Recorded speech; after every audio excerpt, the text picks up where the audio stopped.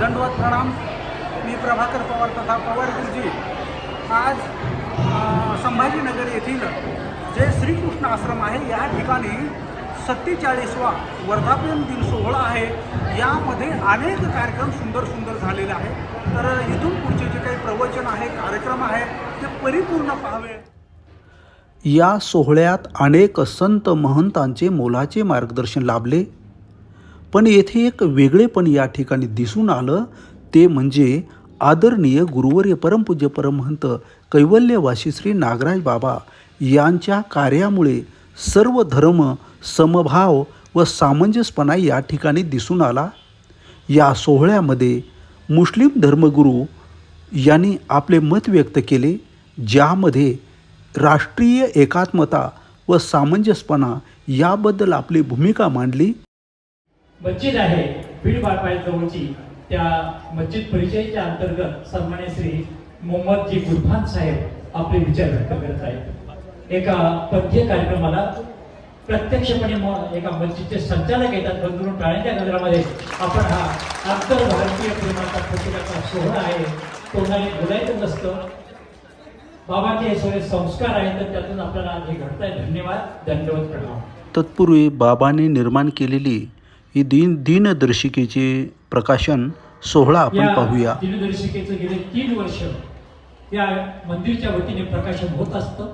बाबांनी ही परंपरा निर्माण करून दिलेली आहे की एक काळ असा होता की आश्रमचा वर्धापन दिन म्हटला की दिनदर्शिका हातात घेण्यासाठी शेकडोनी माणसाच्या रांगा लागलेल्या असायच्या आणि दिनदर्शिका हातात घेत असत। तीच परंपरा आज इथे पुढे चालवली जात आहे। परमपूज्य श्री सुदर्शन दादाजी कपाटे यांनी गेले 3 वर्षे ही प्रकाशनाची परंपरा पुढे चालू ठेवलेली आहे। आजच्या कार्यक्रमाचे प्रमुख व्याख्याते आचार्य प्रवर परमपूजनीय महंत श्री बावळकर बाबांना विनंती आहे, बाबांनी आपल्या शुभ हस्ते या स्मरणिक या दिनदर्शिकेचं प्रकाशन करायचं आहे। 2007 प्रकाशन ही दिनदर्शिका आहे। पूजनीय श्री धर्मराज पंजाबी दीपकनाथ आराध्य अमोल रचित आहे बीड बाळपाय जवळची, त्या मस्जिद परिचयाच्या अंतर्गत सन्मान्य श्री मोहम्मद जी गुरफान साहेब आपले विचार व्यक्त करत आहेत। बहुत मेहरबान, निहायत रहम करने वाला है। माताओं और बहनों, स्टेज पर बैठे हुए मेरे मुहतरम बुजुर्गों, नौजवान साथियों, मैं यहाँ कोई भाषण देने या तकरीर करने के लिए नहीं आया हूँ। जो मेरे दिल की बातें हैं, जो मोहब्बत की बातें हैं, जो मेरे एहसासात हैं, उसको आपके सामने व्यक्त करने, पेश करने के लिए आया हूँ।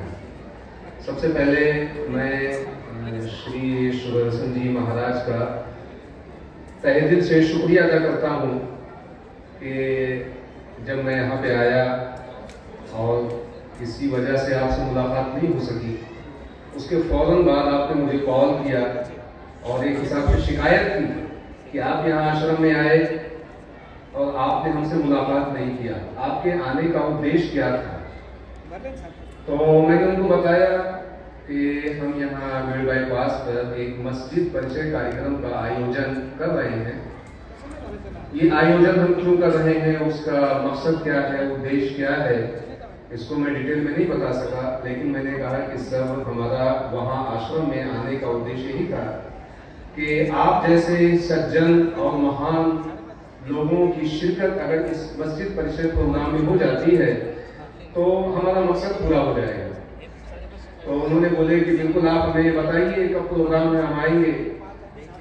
हमने उनको प्रोग्राम के बारे में अवगत कराया, बताया और वो प्रोग्राम में आए और उन्होंने हमें फिर निमंत्रण भी दिया कि हमारा भी प्रोग्राम इस डेट में है, आप आइए। आप यकीन मानिए हमारे थोड़े बहुत प्रोग्राम्स होते रहते हैं। अभी हमें शोलापुर जाना है, लेकिन इस प्रोग्राम को अटेंड करने के लिए सुदर्शन जी महाराज ने जो प्रेम, जो मोहब्बत और जो विश्वास हमारे ऊपर किया और खुद चल करके मस्जिद में आए और हमें यहाँ बुलाया और जो हमारी इज्जत की, हमें महसूस ही नहीं हुआ कि हम कहीं और हैं। हमें ऐसा लग रहा है कि हम अपने घर में, अपने परिवार में, अपने लोगों में, अपने जो है बिल्कुल करीब से करीब लोगों में है ये हमारा सौभाग्य है और हम आशा करते हैं, हम उम्मीद करते हैं कि आप बार बार हमें बुलाएंगे और हम मालिक से दुआ करते हैं कि बार बार ऐसे प्रोग्राम में हमें आने की मालिक तौफीक दे और जो है सौभाग्य दे। तो ये जो मस्जिद परिचय का प्रोग्राम है ये हम क्यों कर रहे हैं? मस्जिद परिचय बोले तो आप जानते हैं कि मस्जिद मुसलमानों की एक पूजा स्थली है। जिस तरीके से मंदिर है, गुरुद्वारा है, चर्च है, उसी तरीके से मस्जिद भी बनाई जाती है ताकि वहाँ मालिक की इबादत की जाए, मालिक की इबादत की जाए। आप मेरे शब्दों पे ध्यान दीजिएगा। मस्जिद इसलिए बनाई जाती है ताकि मालिक की, अल्लाह की इबादत की जाए। वो मालिक और अल्लाह कौन है? वो मालिक और अल्लाह वो है जिसने इस पूरे संसार को बनाया। और मालिक की जो चीज बनाई होती है वो सबके लिए होती है। जैसे मालिक ने सूरज बनाया, ये बिल्कुल कॉमन सी बातें हैं। एक्चुअली मैंने जो सबक याद किया है आप टीचर्स के सामने उसको पेश कर रहा हूँ। मैं एक स्टूडेंट हूँ, आप हमारे टीचर हैं, इसलिए ये सबक पेश कर रहा हूँ ताकि जो गलती जो कोताही हो आप मुझे अवगत करा देंगे, बता देंगे, मेरा सुधार हो जाएगा। ये दुनिया जो बुरी इसलिए नहीं है कि इसमें बुरे लोग हैं, ये दुनिया बुरी इसलिए है कि जो अच्छे लोग हैं वो बैठकर बुराई को देख रहे हैं। तो मेरा प्रयास यह है, मेरी कोशिश यह है कि जो कुछ भी मैंने सीखा है वो आप बड़े लोगों के सामने जैसा का तैसा रख दूं। तो ये जो दुनिया है, ये जो मालिक ने बनाई है, ये मालिक की बनाई हुई है, इसलिए सबकी है। मालिक ने सूरज बनाया, तो चूंकि सूरज मालिक का बनाया हुआ है तो कोई भी ये नहीं कह सकता कि सूरज हमारा है। ना मुस्लिम समाज कह सकता, ना हिंदू समाज, कोई भी नहीं कह सकता। इसलिए कि सूरज को मालिक ने बनाया है, तो मालिक की जो भी चीज बनाई होती है वो सबके लिए होती है। मालिक ने जमीन को बिछौना बनाया तो सबके लिए, मालिक ने बारिश बरसाई तो सबके लिए, मालिक ने हवा चलाया तो सबके लिए। किसी का भी इस पे आधिपत्य नहीं, पेटेंट नहीं, अधिकार नहीं। मालिक की चीज मालिक के सारे इंसानियत के लिए, सारे बंदों के लिए है। तो जब मुस्लिम समाज ये बात बोलता है कि मस्जिद अल्लाह का घर है, मालिक का घर है, तो हम कैसे ये कह सकते हैं कि इस मस्जिद में सिर्फ और सिर्फ मुस्लिम आएंगे? हमारे हिंदू भाई नहीं आएंगे, हमारे जैन भाई नहीं आएंगे, XYZ जितने भी नॉन मुस्लिम्स हैं वो नहीं आएंगे?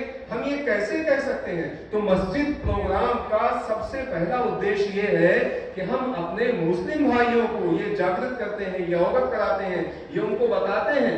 हमारे मुस्लिम समाज के अंदर बहुत सारी गलतफहमियां, मिसअंडरस्टैंडिंग और जो है दूरी होने की वजह से बहुत ज्यादा समझ लीजिए उनके शकूक और शुबहात हैं हिंदू समाज से अकॉर्डिंग। और हमारे हिंदू समाज के अंदर भी यही चीजें हैं, करीब आओ तो शायद समझ सको मुझको, ये फासले तो महज दूरियां बढ़ाते हैं। अब करीब ना आने की वजह से मुस्लिम समाज के अंदर भी गलतफहमियां हैं और हमारे हिंदू समाज के अंदर भी गलतफहमियां हैं। तो ये गलतफहमियां दूर करने का एक ही रास्ता है कि हिंदू समाज और मुस्लिम समाज एक जगह इकट्ठे हो।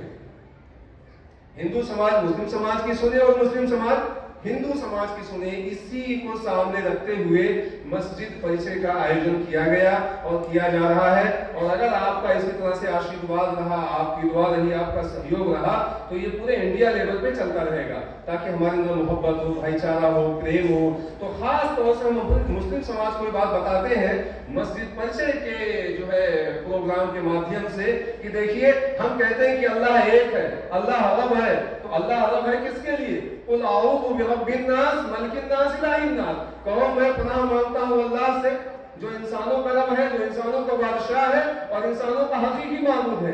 ये बातें सब हम मुस्लिम समाज को बताते हैं। फिर उनसे कहते हैं कि भाई कुरान, आप कहते हैं कि ये हमारी धार्मिक ग्रंथ है, हालांकि खुद कुरान के बारे में मालिक ने बताया, शहर रमजान अल्लज़ी उनज़िला फ़ीहिल कुरान हुदल लिन्नास, रमजान के पवित्र महीने में कुरान अवतरित हुआ, तमाम इंसानों के लिए इसमें मार्गदर्शन है, सिर्फ मुसलमानों के लिए नहीं।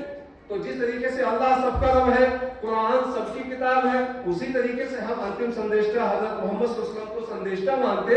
अंतिम संदेष्टा के बारे में पवित्र ग्रंथ कुरान में मालिक ने फरमाया, कुल या अय्युहन नास इन्नी रसूलुल्लाहि इलैकुम जमीआ।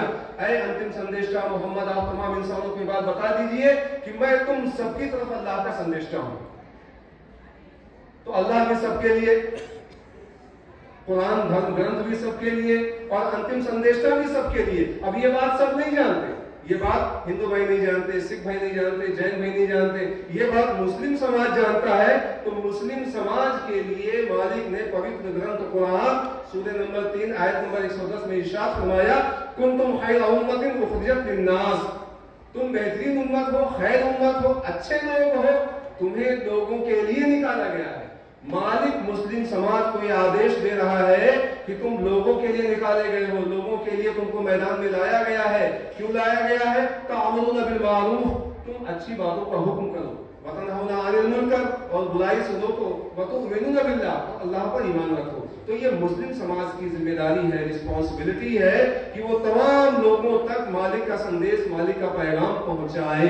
अब लोग इसको मानिए या ना मानिए, उनके जो फ्रीडम ऑफ चॉइस के ऊपर डिपेंड करता है, लेकिन उन तक पैगाम और संदेश पहुंचाना ये मुस्लिम समाज की जिम्मेदारी है। मुस्लिम समाज की जिम्मेदारी है कि उनको बताएं कि मस्जिद सबके लिए है। मुस्लिम समाज की जिम्मेदारी है कि उनको बताएं कि मालिक अल्लाह, रब, ईश्वर ये सबके लिए है। मुस्लिम समाज की ये जिम्मेदारी है कि वो सबको बताएं कि धार्मिक ग्रंथ कुरान, जिसे हम कहते हैं कि ये अल्लाह का भेजा हुआ है, वो सबके लिए है। इसी चीजों को बताने के लिए हम मस्जिद परिसर का आयोजन करते हैं, प्रोग्राम करते हैं, और आप लोगों का सहयोग उसमें शामिल हाल है, और हमारे सामने रिजल्ट है, नतायज है, परिणाम है। बहुत ही अच्छे से ये काम हो रहा है। उससे जो बीच की खाई है वो खत्म हो रही है, मिट रही है, और जो है प्रेम, मोहब्बत, भाईचारे का माहौल आ रहा है। और मैं ज्यादा बातें ना कहते हुए, मुझे बहुत शर्म आ रही है कि आप जैसे बड़े लोगों के बीच में मैं कुछ बोलूं।